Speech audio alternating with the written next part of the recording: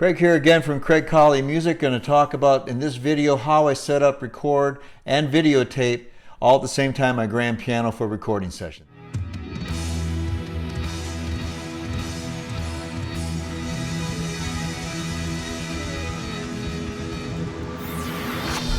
Craig here from Craig Colley Music. Welcome. Hope you're doing great today. Today I'm going to break down my setup for recording and setting up and videotaping for recording sessions with my grand piano. So this is a Baldwin Grand here. This is a screen I set up only for setting up the white balance, but I'll show you that in a moment here. It wouldn't be there for the recording.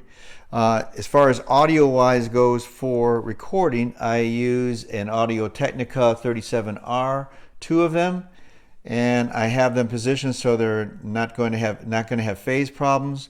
They are positioned a little off balance with this piano, and the reason is over here, this is kind of a louder hot spot here, so I have avoided it a little bit. The one in the back is an AKG 414, and it is set up in a figure 8 setting and sideways, as you can see it there, and that means that the sound comes out of both sides of the mic, or records on both sides of the microphone. In this mono, but it's mainly to pick up the lows and the mids. And then I have the stereo balanced by the two Audio-Technica cardioid condenser mics, and they're all phantom powered, so that requires 3 inputs of having 48 volts to operate them. That's a little tough to find. Some of the smaller mixing boxes usually only come with 2. So that could be a challenge if you need multiple, and I'll show you that in the studio in another video, but they're hooked up to 3 different inputs, so they're all recorded separately so I can have full control over the mix down. This here is a condenser mic I use for the VO that is about a foot over my head when I'm speaking. The challenging part here is talking while you're playing the piano, because the piano comes in so loud. So this has a pattern that comes down and is focusing on this area here rather than picking up the whole room. So it works quite well, but there are some mix effects that I use to help the end result of the mix, which is actually pretty amazing. Above the piano I have a GoPro. It's just an old Hero 3 that shoots a down shot of the piano, something like that.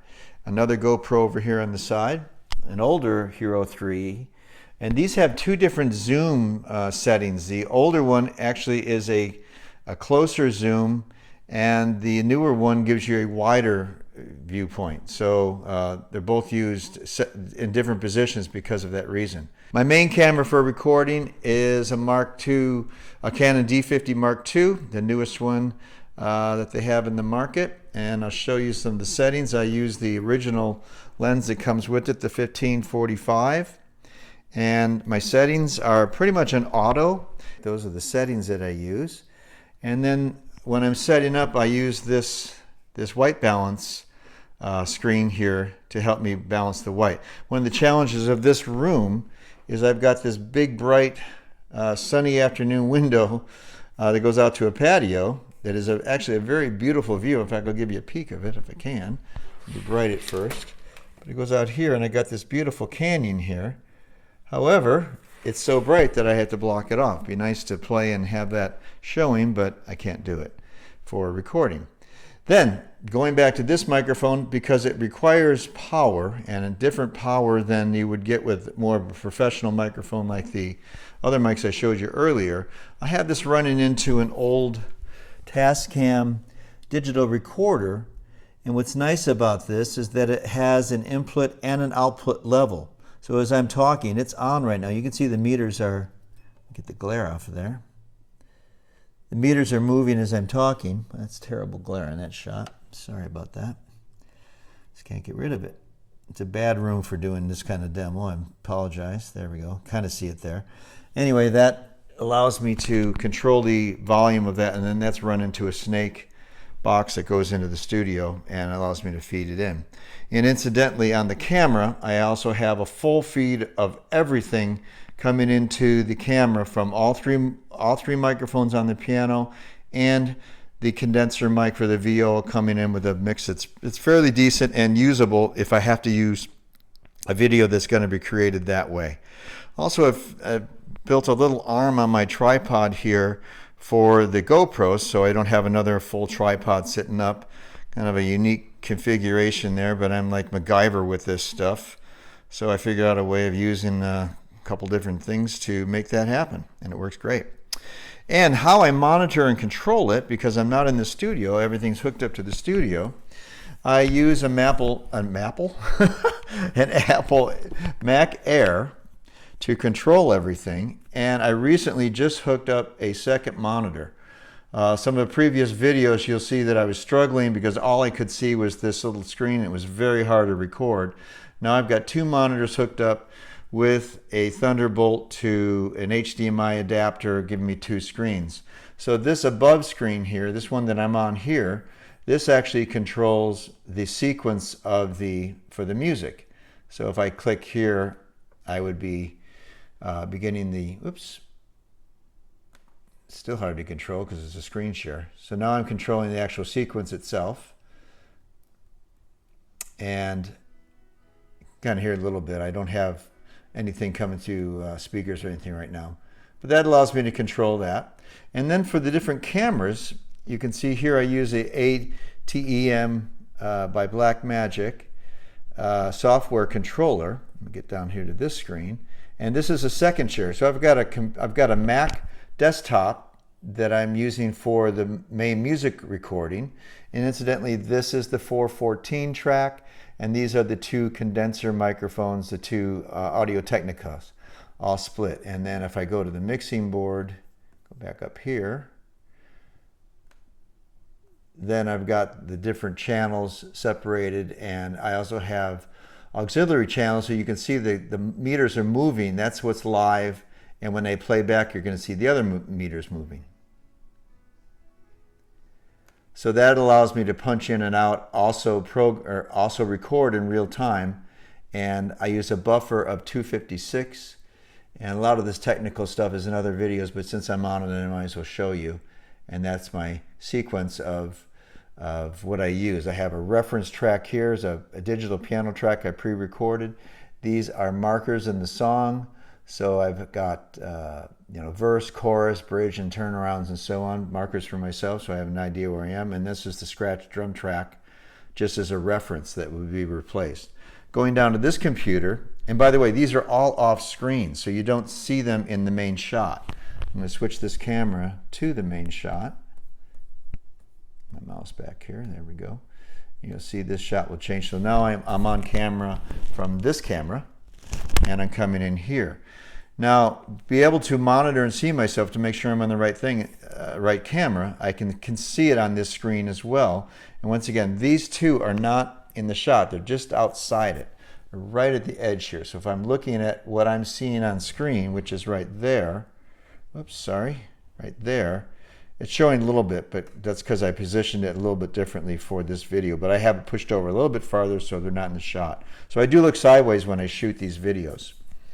And then I also create macros that will rotate through different shots as I'm shooting, because the ATEM software, when it's recording into its own hard drive, it records all cameras, all audio, and a mix all separately, and the mix that you're doing between your different camera shots, which I'll switch here, and then you'll see that's the overhead, and then this is a screen. So I have 4 different shots in this particular shoot for the grand piano, and then I'll also overlay picture-in-picture on some of these as well.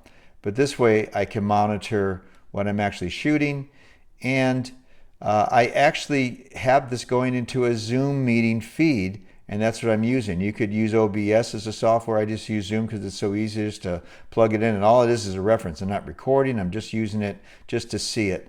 And Zoom has the ability to recognize this unit here as an input for video and audio. Once again, I don't use that for recording. Cover more of this in another video, but that's how I have it set up. And as I'm sitting at the piano bench, it's right next to me here. So that's how I control everything. And I use macros, like I said, as much as possible, so I'm not fiddling with camera angles and changing cameras as I'm shooting. As far as the lighting goes, I have replaced the lighting that I had before. I found that they were just too sterile, so I replaced them with some ring lights that I'm not going to blind you with that. In fact, I'll turn one off so that you can see what it is. So a ring light that's like that, and it has a diffuser on it, which helps greatly, and then it also has the ability to be dimmed, and I'll show you that on this white screen here. I can adjust the lighting here, but I also use the histogram on the M50. I'll show you that if I can get a close-up here. Now you'll see the histogram will change as I adjust the lighting. So I have a little bit of control over what proper balanced lighting should look like. And I usually bring it down to about that point there, because that gives a little better flesh tones, a little warmer. Up here it's just a little too blown out. And if you look at the white screen, get on that again, you'll see when I change the, and I'm also battling with that white background too. So I've got lots of things that are working against me when I'm recording this in the daytime here. But once again, it's mainly for recording audio. I'm just trying to capture it this way so I can help you in any way to record and make better videos for yourself. And maybe you're doing the similar thing on YouTube. So adjust it somewhere around there. And I always trying to have it the same starting point, because this isn't always set up. Sometimes it's you know, actually it's in my home, so I don't have it set up all the time. One thing I did do, because I do leave the microphones over the piano set up, because sometimes I just record. Oh, by the way, these are some nice roses that my wife gave me, so I put on the piano. Nice little warm touch there. It's very nice of her. But I do leave the microphones there set up, and once I have the top back on the piano with the music stand and everything, you don't really see the microphones. Plus, I've taped them all black. I finally found black painter's tape, which I'll put in the show notes as well. Very handy, because I was using blue painter's tape because of the way that it just doesn't stick and leave that sticky residue like duct tape or masking tape. Finally found black, so I've taped everything so it doesn't reflect for video reasons as well. I do get a little bit of glare on the piano from the lights, but there's not a lot that I can do with that. A lot of the plugs and everything for this is just really power supplies. Not very many, but I do have my Christmas Vacation Chevy Chase multiple power units and one extension cord, of course. And then underneath, I have a 50-foot snake from my old studio days that I had forever in my garage, didn't use, but I pulled it out, and there is a cable going from, that has 8 in and 4 headphone or line feeds as well, and that runs along with a cable for the HDMI. There's HDMI of 3, here it is here. There's 3 cables here taped together, which took about 2.5 hours to do the taping on that. To get the cables, are a 50-foot HDMI cable, and incidentally, you cannot run an iPhone with an adapter more than 20 feet. I was hoping to use an iPhone in this position and this position. In fact, I had them all set up. I got the cable. It didn't work. I had to swap them out with some GoPros, which worked okay. But the iPhones actually did look better camera-wise, and they didn't have the wide-angle look. But I had to make that compromise because it just didn't work. So this is the overall setup for my grand piano shoots and recording sessions, and it works really nicely. I can probably take this up and down in about 10-15 minutes, set up and take down. And now that I've got it all preset, I mark things so I know exactly where they are. I take my own video that's set up just to shoot where the equipment is, so when I set everything else up, I also just look at where I have stands positioned on the floor, and so I can set them up exactly the same way or really close, so I can just set up a shoot easy, adjust the lighting, the cameras, and just shoot away. So that is my current setup. It works great, sounds great, and I thank you very much for joining me on this video here. I know I was kind of bouncing around with this phone, but I'm getting used to doing these video shoots, and hopefully they will get better in time as I learn, and I'm sharing with you. So Craig Colley from Craig Colley Music. If you're enjoying the videos that I shoot and you're here for the first time, please subscribe, hit the button, give a thumbs up if you like it, and ring the bell. That way you'll be notified of new videos.